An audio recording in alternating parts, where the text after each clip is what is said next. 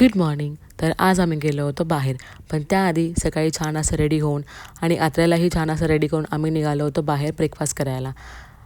नितीशचं south Indian food favourite आहे, त्यामुळे हफ्त्यातनं एकदा तरी ब्रेकफास्ट आम्ही बाहेर करतो. आणि आज आम्ही ट्राय करत होतो south Indian road side breakfast. आणि आम्ही जे काय पदार्थ घेतले होते ते खरंच अप्रतिम होते आणि गरम गरम आणि फ्रेश होते. त्यानंतर मस्त असं स्पेशल चहाही घेतला आणि आई बाबा जसं करतात तसं आत्र्यालाही कॉपी करायचं होतं आणि ते तिला करून फार मजा आली. त्यानंतर आम्ही गेलो होतो सलॉनला, कारण आत्र्या आणि नितीशची हेअर कटसाठी अपॉइंटमेंट होती.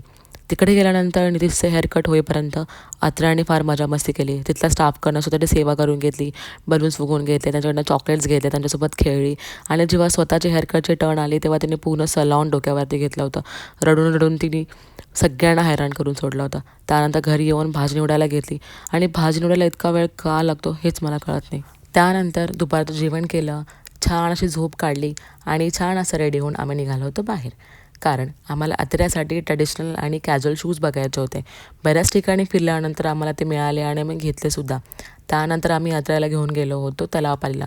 तिकडे लहान मुलांना खेळण्यासाठी बरेच ऑप्शन होते आणि आत्र्याने ते सगळे एन्जॉय केले. त्यानंतर घोडा बघितल्यावर आमची एक्साइटमेंट नेक्स्ट लेवलला होती आणि त्यावर बसल्याशिवाय आम्ही कोणाचंच ऐकणार नव्हतो. तिची विश फुलफिल केली आणि त्यानंतर गेलो आमच्या पोटाची विश फुलफिल करायला. छान असं जेवण केलं, नंतर मँगो लस्सी प्यायली, फॅमिली टाईम स्पेंड केला आणि असा संपला आमचा दिवस. Thank you for watching. बाय.